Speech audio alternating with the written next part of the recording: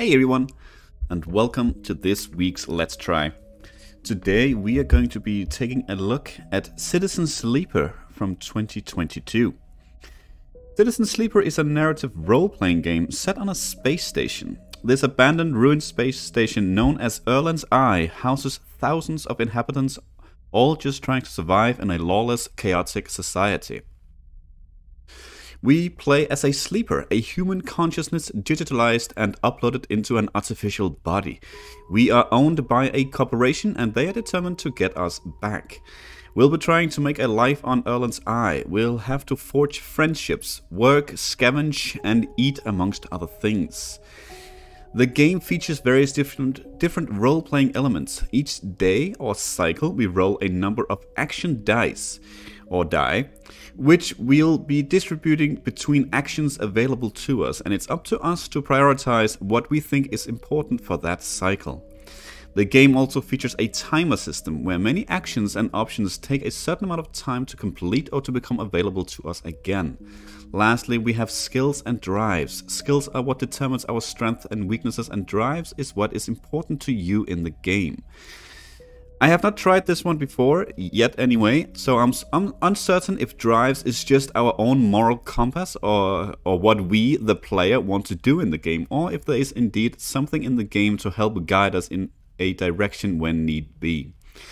Since this is a narrative game, that is exactly the reason why I have not played it. I feel like these kinds of games are best played blind. I have, however, gone ahead and taken a quick look at what kind of character we'll be making. And we'll take a look at that now.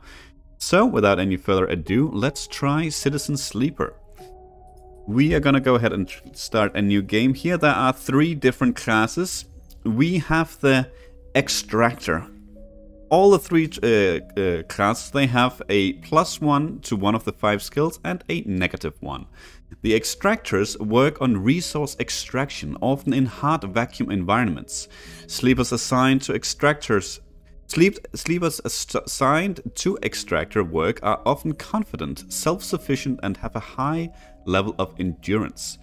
So they have +1 to endure, which is makes them good at using strength or strength of will, and a -1 at input, so they are worse at approaching problems with awareness. Then we have our Operator. An operator works with drones and high-precision remote machines to perform complex tasks from a distance. Sleepers assigned to operator work are usually cerebral and precise people. They have +1 to interface, which makes them better at working with the digital interfaces. And they have a -1 to endure, so they are much worse at using strength or strength of will.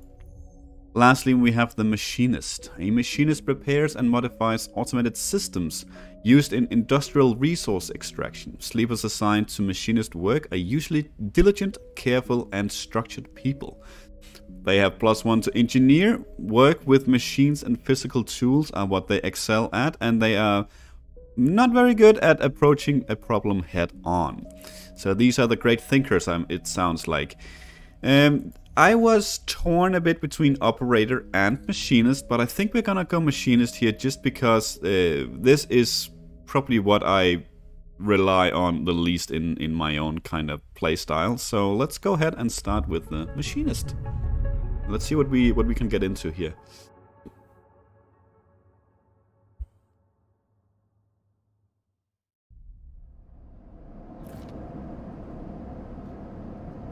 Okay, so we are in the unknown. The first thing you become aware of on waking is the disconnect, the delay between thinking and feeling, between wanting to act and acting, minor, almost imperceptible, but always present. So I'm guessing this is the first time we actually awake after, or in an AI body, possibly anyway. It's at its worst when waking, when yourself has spent many dark hours recalling what it felt like to be real, to be a person, to be in a body that was indisputably yours. Or maybe not, maybe this is just what it feels like every day. I think we're gonna go ahead and try and forget that body. You resist nostalgia. It is pointless, especially now. This is the moment to reach out, not curl inwards. This is your moment of escape, even if it feels immediately like you traded one prison for another, smaller, colder, lifeless. Reach out. You almost laugh, or you would if there was room, or even air to do so. The walls of the container are immediately present, cold, hard, at your back and face, cramping your limbs. You resist the desire to stretch, knowing that the claustrophobia comes next, and retreat a little from your central nervous system. It isn't painful, not like you used to know pain at least.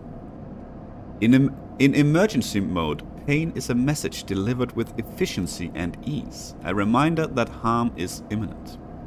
There is no insistent throb, no trembling nerves, just a warning delivered with the banal quality of a digital notification.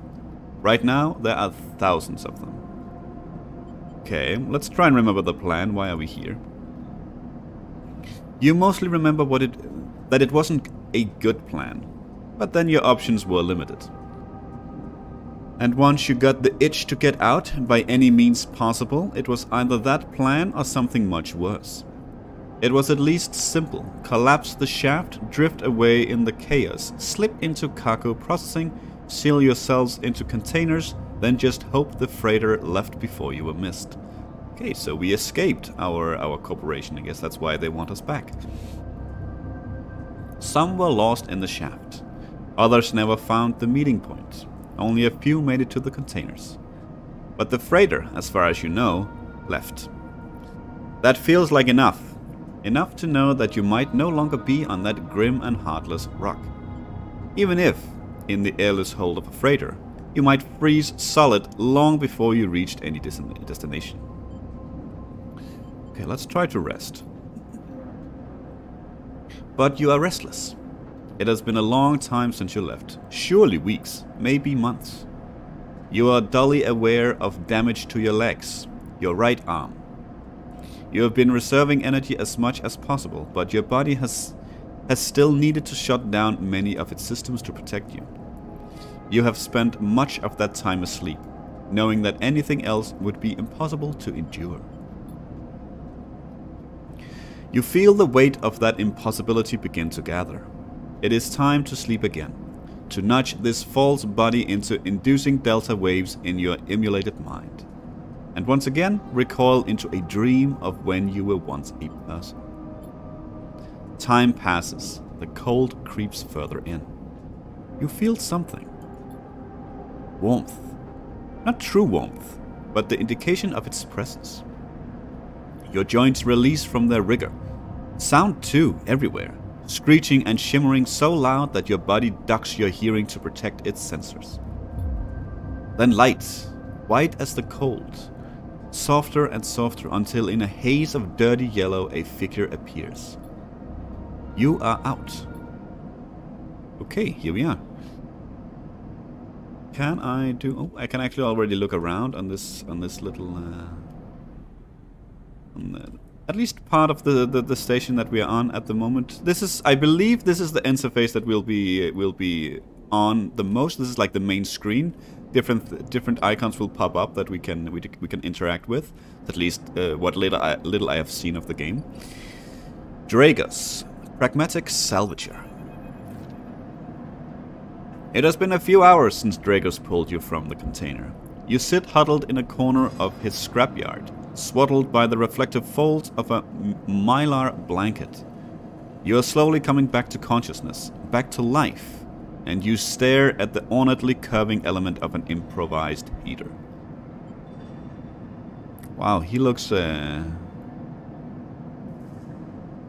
looks like he's been at this for a while.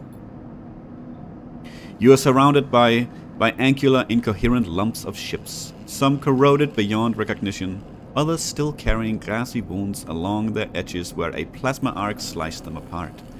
As you trace their shapes, with fogged eyes, you hear a voice.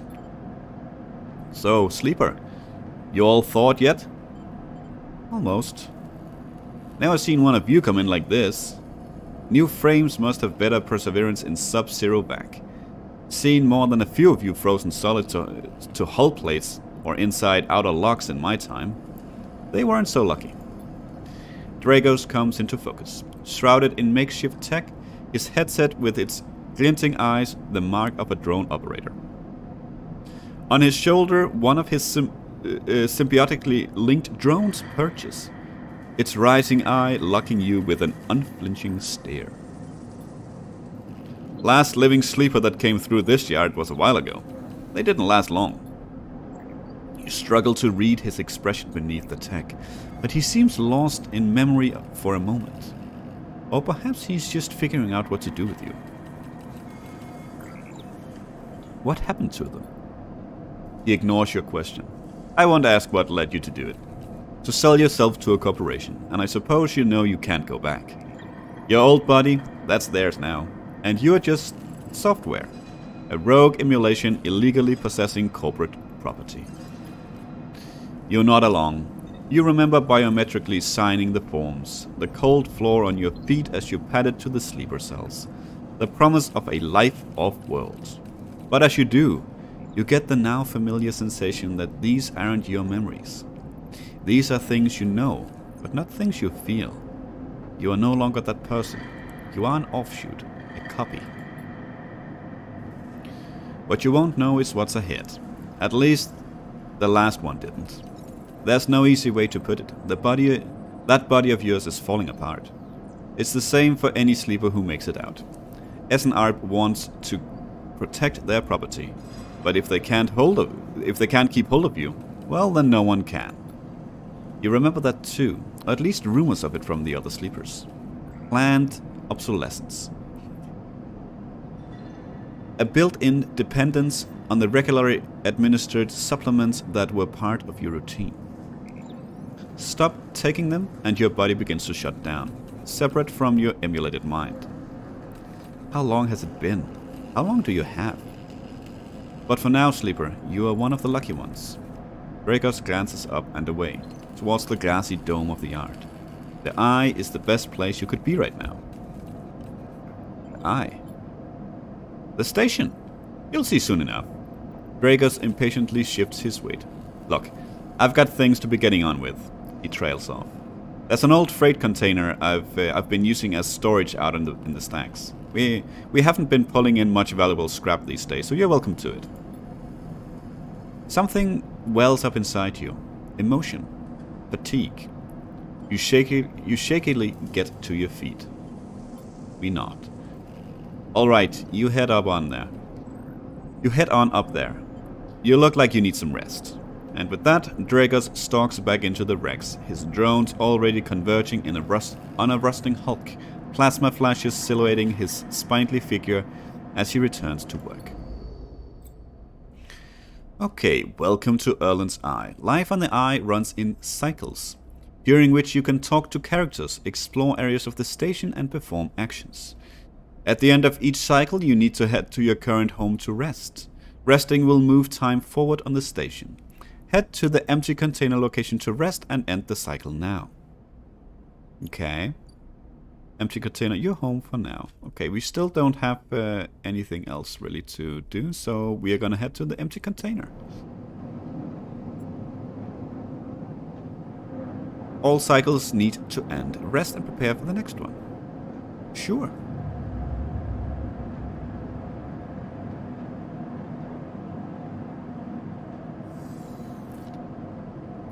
You wake curled up in the corner of the container and begin slowly assembling the world around you.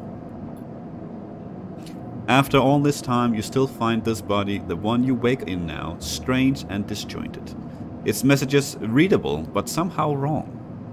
You sit up, pulling the mylar blanket close against the cold. Here you are on this ruined station, millions of miles from anyone you know. Are you still in the system? Did any of the others make it out? It's impossible to know. After all this, what matters? Well, I guess since all we really wanted to was escape from the corporation, and it seems like we did, so I guess all we want to do now is try to build a life. Maybe you did get lucky, finding yourself here. Maybe here, on the edge of everything, there's a life for you to build. But before you can build anything, you'll need to learn to survive. Maybe if you can do that, you can make a life for yourself. Dragos has left a few comforts in the container. The mylar blankets, the bedroll you slept on, a canister of water, a makeshift electric stove, and some faded sachets of some desiccated powder. You thumb the power thud on the stove and begin to boil the water. The contents of the sachets smell like damp wood and you sprinkle them into the liquid. As the pungent smell washes over you, images from your restless sleep come back to you. A ring like the station, but skeletal and ghostly. A web of threads pulling at your skin. A constellation of bright polygonal shapes, like angular suns burning into your mind. There's something unpleasantly visceral about these images, and it is long after you finish drinking before they begin to fade. You tidy away the stove as best you can and try to gather enough energy to greet the day. Okay, there we go. Condition, action dice, and energy. Your condition represents the current state of your artificial body. Okay, that's up here. It depletes by 1 segment each cycle, but can also be damaged by violence, injury, or lack of food. If your condition bar empties, you will suffer a breakdown. You'll have to figure out how to recover your condition, now that you no longer have access to corporate pharmaceuticals that were keeping you alive. Okay, then we have the action dice. At the start of each cycle, you'll roll your action dice. These dice can be used to perform actions on the station. The number of dice rolled is based on your current condition. The worse your condition, the fewer dice you have. Once you have used your dice, you cannot take any further actions and must rest to recover them, ending the current cycle. Then we have energy. Okay. You also need to eat to survive. This is represented by your energy bar. You can refill your energy bar by eating, but first you'll have to find somewhere to get food. Your energy depletes by 2 segments each cycle. If it becomes empty, you will be starving. When starving, energy loss becomes condition loss, and your condition will also deplete at a double rate per cycle. Ouch. Okay, so I guess we can survive today without eating, but that's it. Then we have to find something.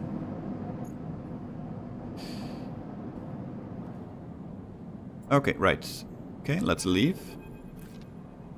Dragos is stood in the corridor when you close up the container. He's still wearing his headset, and in the harsh light of the corridor you realize it is implanted. A drone sits on his shoulder, its cache of sensor eyes rapidly irising. How are you feeling?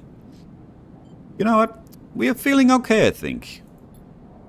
The drone chirps. Good to hear. You notice that beneath the operator's rig, his skin is marked by burns and blotches. I know the container isn't much, but it'll keep you safe. He pauses. So, I'm going to chit-chat too long. You well enough to work? Sure.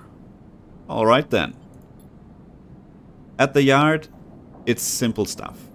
We hack these old hulls down, seek them off to the shipyards or the bright market dealers for cryo.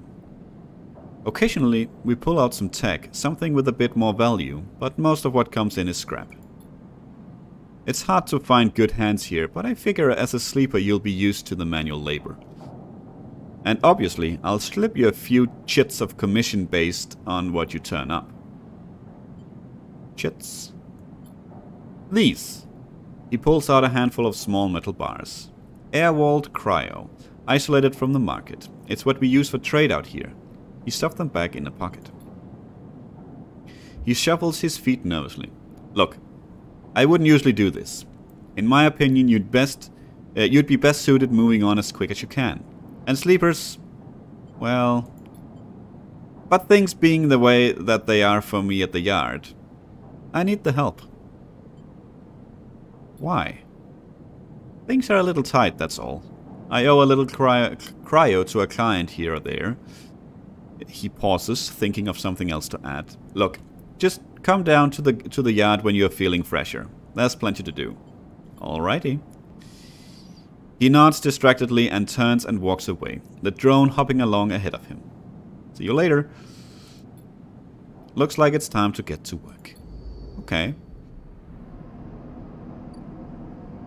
We have our home, and now we have Draco's Yards, which has a guessing timer on it. Ooh, we have two actually. Low end gate. Passage into low end. Okay, let's do we do that? No. Okay, fair enough. Let's check out the yard though. Okay. Actions are the primary way you interact with the world of Citizen Sleeper. To perform an action, click and drag your chosen action dice to the slot. Okay, repeatable action, hull dissection, even the rustiest hull, blah blah blah, okay. Repeatable action, okay. Actions reward you with clock progress, energy conditions or items depending on their outcome. There are 3 types of outcome, okay. Positive, the action goes better than expected. Neutral, the action succeeds. Negative, the action fails. Alright. Action dice affect these outcomes as follows. Oh, okay. Okay. 50% oh, okay, so this is still a success. It's just neutral success.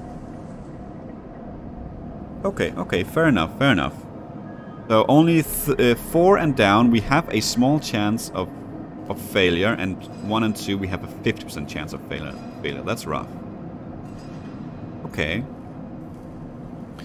Actions display information about their type, risk level, and the skill and modifiers that apply to that action. We have a repeatable action, either critical or repeatable. Critical actions can only be performed once. Safe, risky, or danger. Okay. Safe, no loss of condition, energy, or cryo. Risky, negative outcome means cryo or energy loss. Or dangerous, negative outcome means condition loss. Neutral outcome can mean cryo or energy loss. Oof, okay.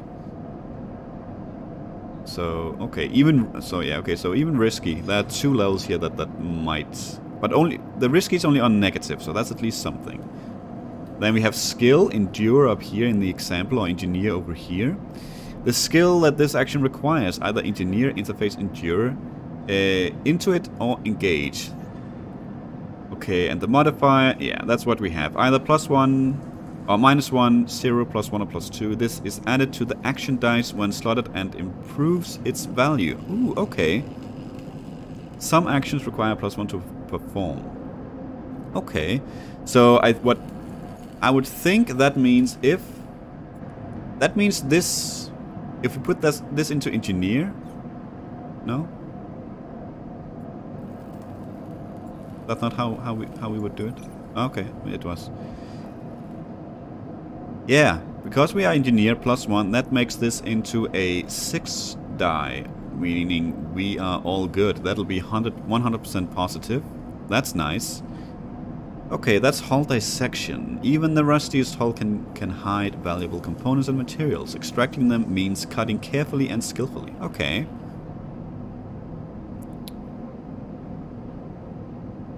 A debt called in. What is that? Dragos is tied up in something ugly, and if he misses a payment or two, things could get nasty. Back in business, every salvager knows they are always just one lucky haul away from their next payday. Okay. It's going to take some time to sort and cut your way through the towers of salvage, but you are no stranger to hard labor. No, I think we're gonna go with the hull dissection here because we are engineer. I'm not sure if this is either or, but let's go. Let's try this. See what happens here. Okay. Actions often progress clocks. Clocks are displayed below the actions that fill them, and they track your actions and how they affect the world. Filling a clock means something, good or bad, is about to happen. Some clocks, such as the one tracking Dragon's death, are cycle clocks. Ah, okay. These clocks tick themselves once each cycle and can complete without player input. Any active cycle clocks will be displayed on the icon for that location. Okay, so I'm thinking the red icon here means that this just ticks down every day. I guess We can come back. Oh, hello. Okay. Survive. Okay, our objective apparently is to find a doctor. Drives and navigation. In Citizen Sleeper, you will unlock drives as you discover more about yourself and the world. Drives guide you in pursuing specific objects, depending on which path you wish to take. You can track drives, and any tracked drive will place a yellow marker on locations that will help you pursue your goal. Okay, so drives are quests, apparently. Access your drive menu via the arrow button at the top left of the screen. Okay, I thought it was something else. You are now free to explore Erland's Eye and make a life for yourself here. Try tracking a drive to help you survive. Look for food to keep your energy up and a way to recover condition. Fill clocks to progress stories and find new opportunities. Remember to end cycle at your home when you are out of dice. Use the mouse wheel or W and S to scroll along the station. Blah, blah, blah, blah. Okay, good luck. Now we are on our own, it seems. Shipyard. Okay, I think we can just go in and check and see what we have, and then all will be kind of nice. We don't have to do anything if we don't want to. This is a... Okay, so that is 25% chance of a negative. But that is also a very low die. We do have a perfect one. That would be nice not to use it. I don't know if that... Don't think that matters now. The +1 doesn't do anything. Okay. Assist a shipbuilder. You don't have connections, but you do have skills. If you can get a shipbuilder to notice them, you might be in. Is this a requirement, though, I wonder? I don't think this is a requirement. I think that's just what we have. Our bonus that we're getting. Okay, what do we have here? This is... what was it? The Rotunda. Old Dock Terminal. That's not what we clicked on before, I think. Okay, whatever. Engage is bad. Oh, we are bad at that. That's fair. Steal dock plans. Ooh, okay. Explore the Rotunda. Dock Watcher. Getting to know the Rotunda doesn't just mean new places to visit. It means keeping your eyes on new arrivals too. Okay. Ooh, and this is dangerous. That means unless if we do not get a positive, there might be consequences. So even a neutral success here could be dangerous to us. Well, this is not what we're good at anyway, so that we're definitely not doing that. I clicked on this one, yeah. Dock C4, Rotunda Wet Dock. Helion Crossing. Merchants willing to run the gauntlet of the Helion systems are rare, but those that do always return eventually. Okay.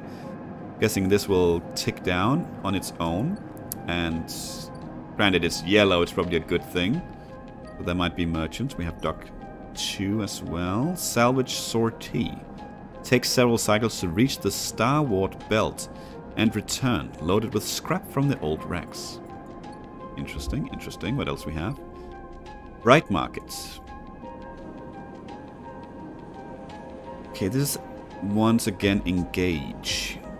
We could explore the market though. The smells, sounds and buzzing activity of the Bright Market makes it a dizzying place to wander.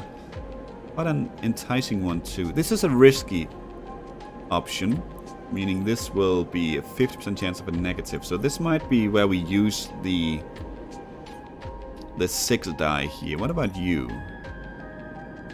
Pay low end toll. We think we have 15, so that is probably not enough. Fair enough. We are stuck here. Let's just where was it? You. This is a safe one, so we can roll a manual, or we can roll a 2-hit. That is just... Can I stack dice? No. Can I do this again? Oh, I can. Okay.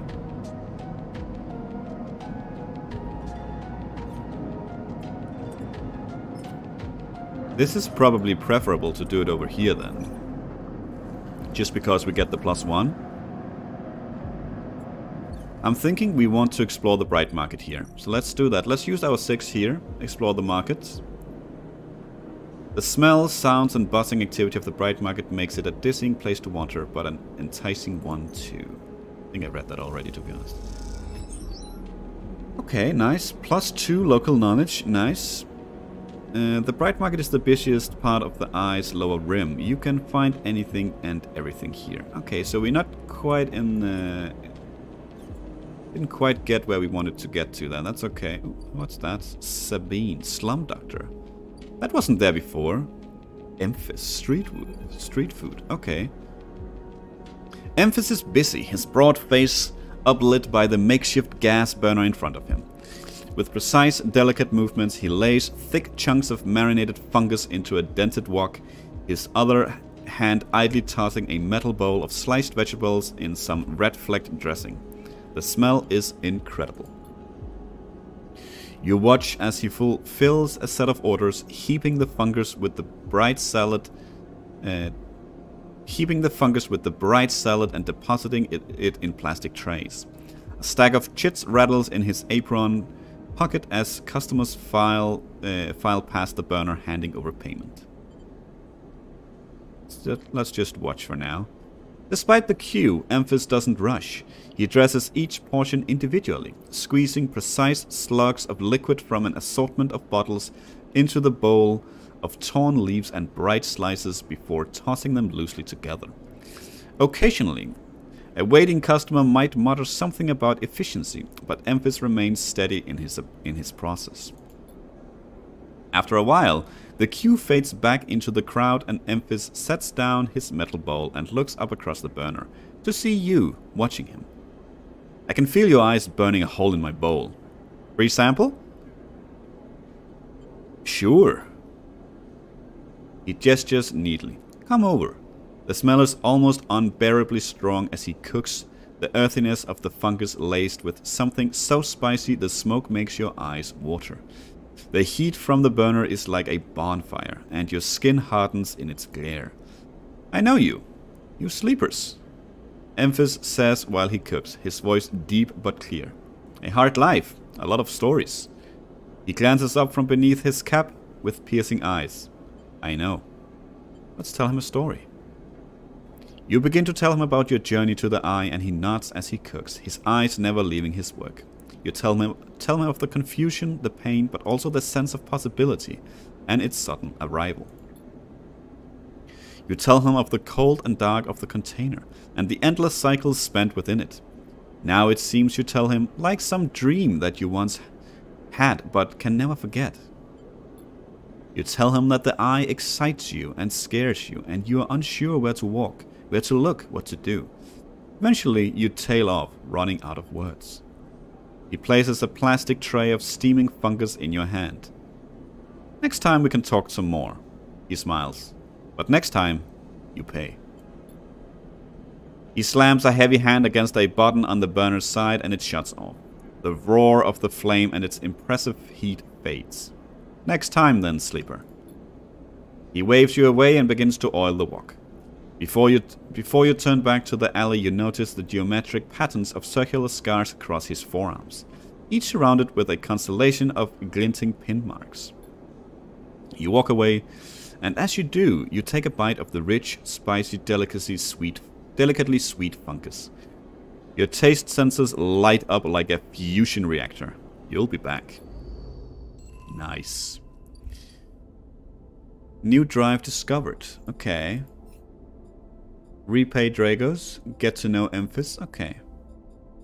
I guess we're gonna go check out Sabine here, and then we'll probably call it here. My voice is definitely getting a bit sore here, but this could easily be something that we could get back to.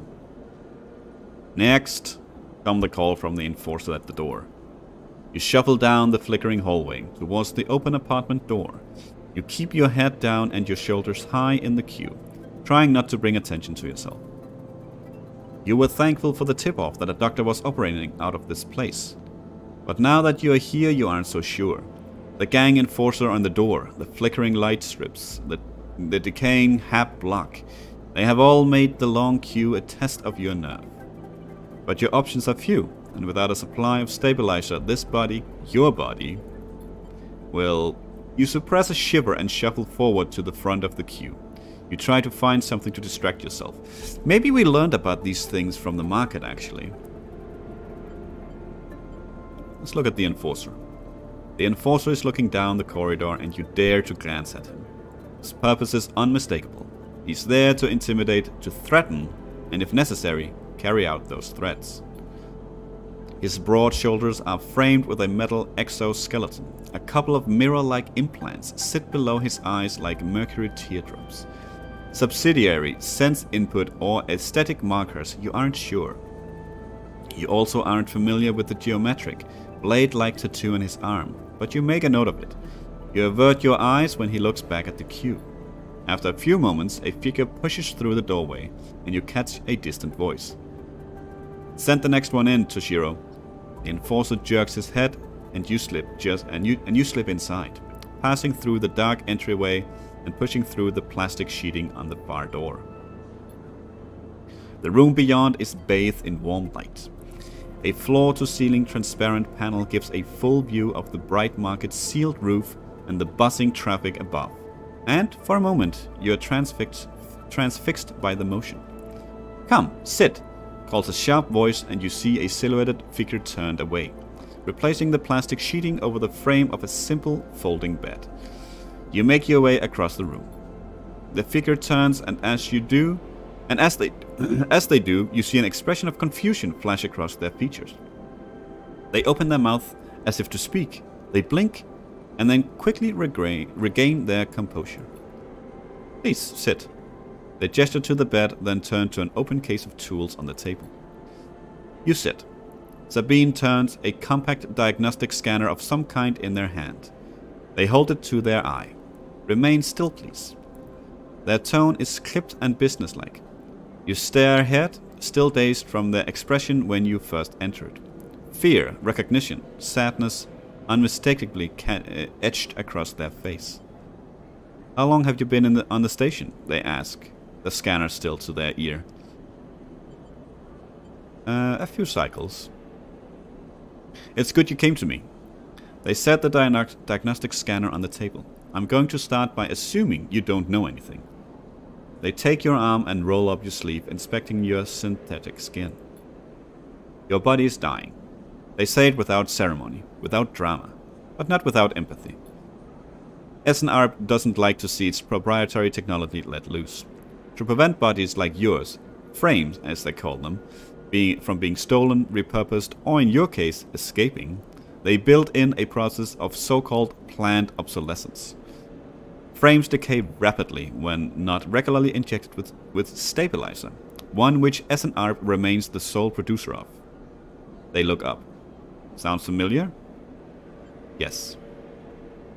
"Good. That may help." They swap to your other arm, running some thin metal device over your skin. You feel your forearm tremble. "I'm sorry," Sabine says, and you are unsure if they mean for the cold touch, or the metal, or everything else. Emulations like you, sleepers as most people know you, aren't classified as people in any of the surrogate systems. You have no rights, no status. They focus hard on the inspection of your arm, and SNR has no reason to release stabilizer into the market. Sabine looks up as if to apologize again, but they stop themselves. I know little of this is of use to you." They turn away, disassembling the metal instrument and cleaning it. Silence fills the room as Sabine works, and then the silence gives way to tension. You stare at their back, willing them to say something, anything. Sabine turns to face you. "I may be able to help." They sigh, and you see the darkness under their eyes. Hear the fatigue in their voice. They gesture to the door. "You saw Toshiro outside?" "He works for my benefactor, Yatagan.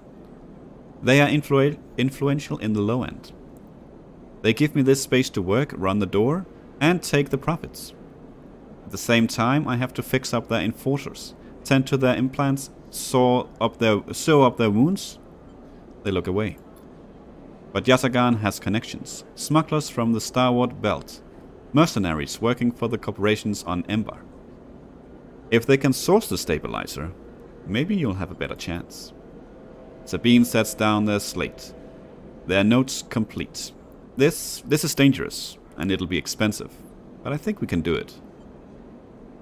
Why help me? Sabine walks away to the window, their face dappled by the shadows of passing drones.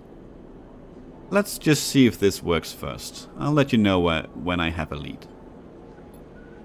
You nod and leave, Sabine still staring out, unmoving. When you reach the lower level of the market, you look back up through the panels of the roof to see if you can see their face, but the room looks dark against the lights of the markets. You duck your head and walk off into the crowd. Okay, that's my voice telling me this is time to call it quits. I would have liked to end the cycle here, but I think we need to call it here. I would love to continue this, maybe in a small little mini-series, I have no idea. We have plenty of games on the docket for now, but definitely let me know if this is something you actually want to see in the channel. For now, thank you for watching. I hope to see you next week. Until then, take care.